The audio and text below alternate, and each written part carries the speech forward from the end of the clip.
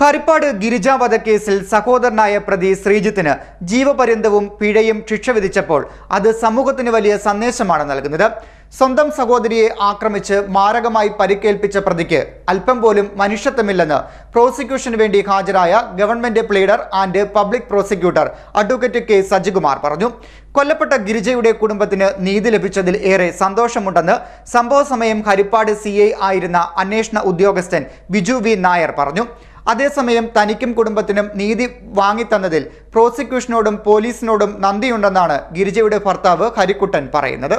ഹരിപ്പാട് ഗിരിജ വധക്കേസ് ഒന്നാം പ്രതിക്ക് ജീവപര്യന്തവും പിഴയും ശിക്ഷിച്ചു. മാവേലിക്കര ഹരിപ്പാട് പിലാപ്പുഴ വിഷ്ണുഭവനിൽ ഹരിക്കുട്ടന്റെ ഭാര്യ ഗിരിജയെ കൊലപ്പെടുത്തിയ കേസിൽ സഹോദരനും ഒന്നാം പ്രതിയുമായ ഹരിപ്പാട് പിലാപ്പുഴ വാതല്ലൂർ വീട്ടിൽ ശ്രീജിത്ത് എന്ന മണിക്കുട്ടനെ കൊലപാതകം, മാരകമായി ആക്രമിച്ച് പരിക്കേൽപ്പിക്കൽ, അതിക്രമിച്ച് കയറൽ എന്നീ വകുപ്പുകൾ പ്രകാരം ശിക്ഷ വിധിച്ച് മാവേലിക്കര അഡീഷണൽ ജില്ലാ സെഷൻസ് കോടതി 3 ജഡ്ജി SS സീന ഉത്തരവിട്ടു. 302 വകുപ്പ് പ്രകാരം ജീവപര്യന്തം തടവും 1 ലക്ഷം രൂപ പിഴയും, 326 വകുപ്പ് പ്രകാരം 10 വർഷം തടവും 1 ലക്ഷം രൂപ പിഴയും, 447 വകുപ്പ് പ്രകാരം 3 മാസം തടവുമാണ് ശിക്ഷ ഒന്നിച്ച് അനുഭവിച്ചാൽ മതി.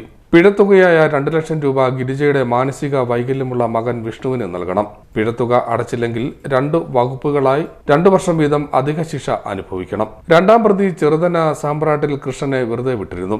ഒന്നാം പ്രതിയെ ഒളിവിലിരിക്കാൻ സഹായിച്ചു എന്നതായിരുന്നു ഇയാൾക്കെതിരെ ചുമത്തിയിരുന്ന കുറ്റം. ശ്രീജിത്തിനെ മാവേലിക്കര സ്പെഷ്യൽ ജയിലിലേക്ക് മാറ്റി. അടുത്ത ദിവസം പൂജപ്പുര സെൻട്രൽ ജയിലിലേക്ക് കൊണ്ടുപോകും. വിധി കേൾക്കാൻ ഗിരിജയുടെ ഭർത്താവ് ഹരിക്കുട്ടനും മകൻ വിഷ്ണുവും കോടതിയിൽ എത്തിയിരുന്നു. പിലാപ്പുഴ വാതല്ലൂർ ശിവരാമൻ നായരുടെയും സരസ്വതിയമ്മയുടെയും മക്കളാണ് ഗിരിജയും ശ്രീജിത്തും. പിലാപ്പുഴയിൽ ഗിരിജയുടെ ഉടമസ്ഥയിലുള്ള വാതല്ലൂർ വീട്ടിൽ 2019 ഒക്ടോബർ 6 പകൽ 2:30 കേസിനാസ്പദമായ സംഭവം നടന്നത്. വീടും പരിസരവും വൃത്തിയാക്കുന്നതിനിടെ വീട്ടുമുറ്റത്ത് അതിക്രമിച്ചു കയറിയ ശ്രീജിത്ത് ഇവിടെയുണ്ടായിരുന്ന മൺവെട്ടി കൊണ്ട് ഗിരിജയുടെ തലച്ചോറ് പുറത്തു വരും വിധം അടിക്കുകയായിരുന്നെന്നാണ് prosecution case. Girija November 30 Vandanam medical കോളേജിൽ ചികിത്സയിലിരിക്കെ മരണപ്പെട്ടു. ഗിരിജയുടെ ഭർത്താവ് ഹരിക്കുട്ടൻ വിമുക്ത ഭടനാണ്. സംഭവ സമയം ഇയാൾ എറണാകുളം ജോസ്കോ ജ്വല്ലറിയിൽ സെക്യൂരിറ്റിയായി ജോലി ചെയ്യുകയായിരുന്നു. കേസിൽ 2 ദൃക്സാക്ഷികൾ ഉൾപ്പെടെ 45 സാക്ഷികളെ പ്രോസിക്യൂഷൻ ഹാജരാക്കി.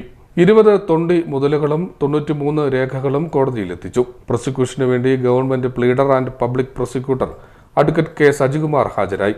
അന്വേഷണ ഉദ്യോഗസ്ഥനായിരുന്ന അന്നത്തെ ഹരിപ്പാട് CI ബിജു വി നായർ കോടതിയിൽ എത്തിയിരുന്നു. ഇദ്ദേഹം ഇപ്പോൾ ചാത്തന്നൂർ DYSP-യാണ്. പ്രതിക്ക് അല്പം പോലും മനുഷ്യത്വമില്ലെന്ന് പ്രോസിക്യൂഷന് വേണ്ടി ഹാജരായ government pleader and public prosecutor advocate K Sajikumar പറഞ്ഞു. ഈ കേസ് ഹരിപ്പാട്ട് പോലീസ് എടുത്ത ഒരു കേസാണ്.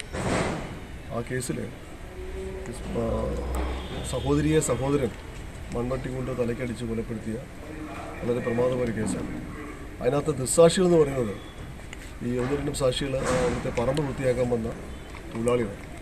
ആ തൊഴിലാളികൾ പറമ്പ് വൃത്തിയാക്കി ഉച്ചയ്ക്ക് ആഹാരം കഴിച്ച് വിശ്രമിച്ചുകൊണ്ടിരിക്കുന്ന സമയത്താണ് അവർ പറമ്പ് വൃത്തിയാക്കിയിട്ട് വെച്ച മൺവട്ടി എടുത്താണ് ഈ സഹോദരിയെ അതിദാരുണമായി തലക്കടിച്ചു കൊണ്ടത്. ഉടൻ തന്നെ ഇവരെ ആശുപത്രിയിൽ എത്തിച്ച് അവിടുന്ന് വണ്ടാനം മെഡിക്കൽ കോളേജിലേക്ക് കൊണ്ടുപോയി. ഇതിൽ 30-11 ഇവർ മരണപ്പെടുകയുണ്ടായി. ഇതിൻ്റെ ഒരു മോട്ടീവ് എന്ന് പറയുന്നത് തീർച്ചയായിട്ടും ഈ പ്രതിയുടെയും ഈ ഗിരിജയുടെയും മാതാവ് സരസ്വതിയമ്മ അവർക്ക് അവകാശപ്പെട്ട വീടും സ്ഥലവും ഈ ഗിരിജ എന്ന മരണപ്പെട്ട വ്യക്തിക്ക് എഴുതി കൊടുത്തുള്ള വിരോധമാണ്. ആ വസ്തു കിട്ടാത്തതുള്ള വൈരാഗ്യമാണ് ഇതിലേക്ക് നയിച്ചിട്ടുള്ളത്. ഈ പ്രതിയുടെ ഒരു ക്രൂരമായ നിലപാട് മനുഷ്യ മനസാക്ഷിയെ ഞെട്ടിപ്പിക്കുന്ന. ഈ ഗിരിജ എന്ന് പറയുന്ന ഗിരിജയിലും ഹരിക്കുട്ടനും ദമ്പതികൾക്ക് 2 മക്കളാണ്. അവർ 2 പേരും മനോവൈകല്യമുള്ളവരാണ്.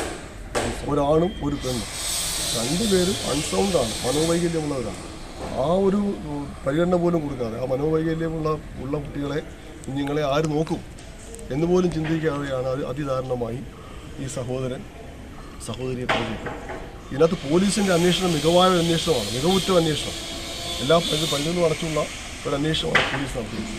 ആ പോലീസിൻ്റെ അന്വേഷണത്തിൻ്റെ മികവും പ്രോസിക്യൂഷൻ്റെ തെളിവുകളും സാക്ഷികളുടെ നിലപാടും ആണ് ഈ കേസിൽ ഇങ്ങനത്തെ വിധി ഉണ്ടാകാനുള്ള ഇതിലേക്ക് പോയത്. മറ്റൊന്ന്, ഈ കേസിൻ്റെ വിചാരണ ആരംഭിച്ചു കഴിഞ്ഞപ്പോൾ ഈ സാക്ഷികളെ സ്വാധീനിക്കാനായിട്ട് വലിയ ശ്രമം സാക്ഷികളെ സ്വാധീനിക്കാൻ പറ്റും. സാധാരണക്കാരായ 2 തൊഴിലാളികൾ, ആ തൊഴിലാളികളെ നിരന്തരം വേട്ടയാടപ്പെടുകയാണ്.